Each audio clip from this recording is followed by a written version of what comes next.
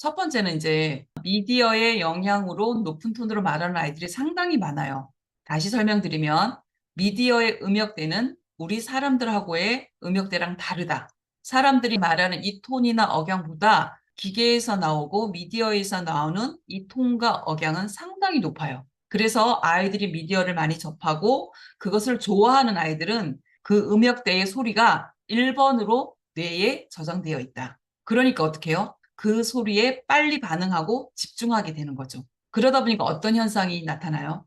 거기에서 인상 깊게 들었고 재미있었고 기억에 남았던 것들을 이 아이가 따라할 수밖에 없어요. 짱구나 어떤 캐릭터를 좋아해서 그 이제 만화를 많이 본 아이라면 그 짱구의 목소리 톤을 모방하게 되겠죠. 자, 1번은 미디어의 어떤 음역대 때문에 1순위가 이 아이가 고음역대라서 그러한 소리에 훨씬 더 반응하고 집중하고 잘 듣는다. 자, 2번은 그 소리를 많이 좋아해서 듣다 보니까 그 캐릭터나 거기에서 나왔던 소리를 모방해서 말하기 시작해요.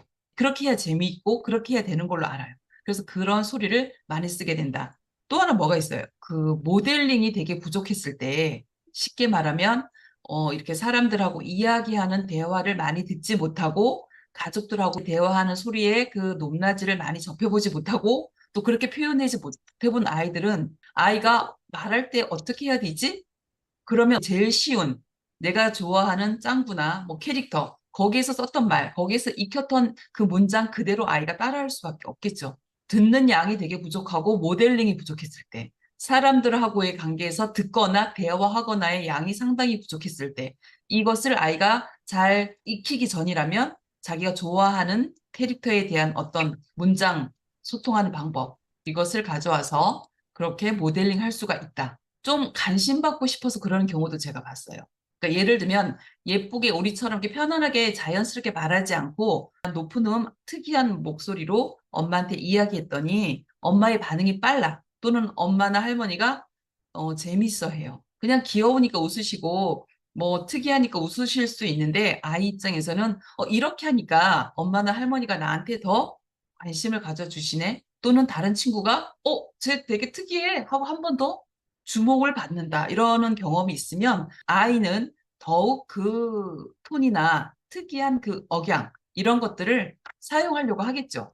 그렇게 해서 한 번 더 관심을 받거나 주목을 받고 싶어 해요. 그랬을 때 더 반응이 좋으니까.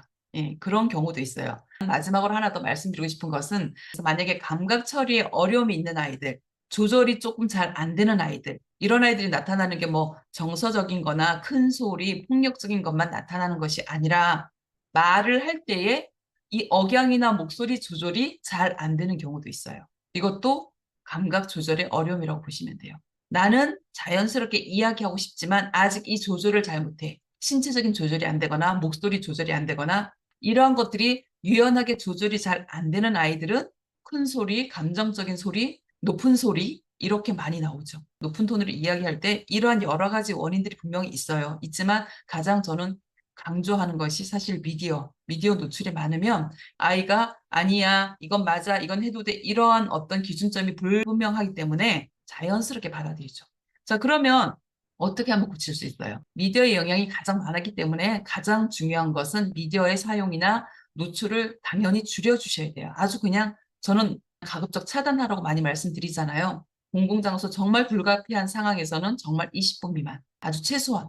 그리고 가급적 미디어 노출은 피해 주시는 것이 맞습니다. 특히 이렇게 높은 톤으로 말하는 아이라면. 또 하나, 두 번째, 대화하는 시간이나 아이가 사람의 목소리를 듣는 시간을 되게 많이 늘려주셔야 되겠죠. 어머님이 집에서 힘드셔서 하루에 한 10마디밖에 안 하셨으면 이제부터는 20마디, 30마디 뭐 이렇게 늘려서 아이가 사람의 그 안정적이고 자연스러운 톤의 목소리를 계속 들을 수 있도록 해주셔야 되고 가족들하고 있을 때도 대화하는 시간을 가지셔서 아이가 말을 할 수 있으면 말할 수 있도록 유도하고 아이가 말을 잘 못하면 가족들이 돌아가면서 이야기하는 것을 듣게 하시면 돼요. 그래서 제가 사람들이 좀 많은 곳에 적정하게 있는 곳에 아이를 데리고 다니셔라 이 얘기를 많이 하죠. 그렇게 해서 그 듣는 시간 자연스럽게 터득할 수 있고 습득할 수 있는 시간을 많이 주셔라. 또 하나는 교정해 주셔야 돼요. 저희 아이도 첫음이 높거나 끝음이 높거나 항상 높은 톤으로 이야기했어요. 미디어를 차단하고 노력들을 했더니 되게 많이 조금 내려오고 안정이 되지만 시간이 오래 걸리더라.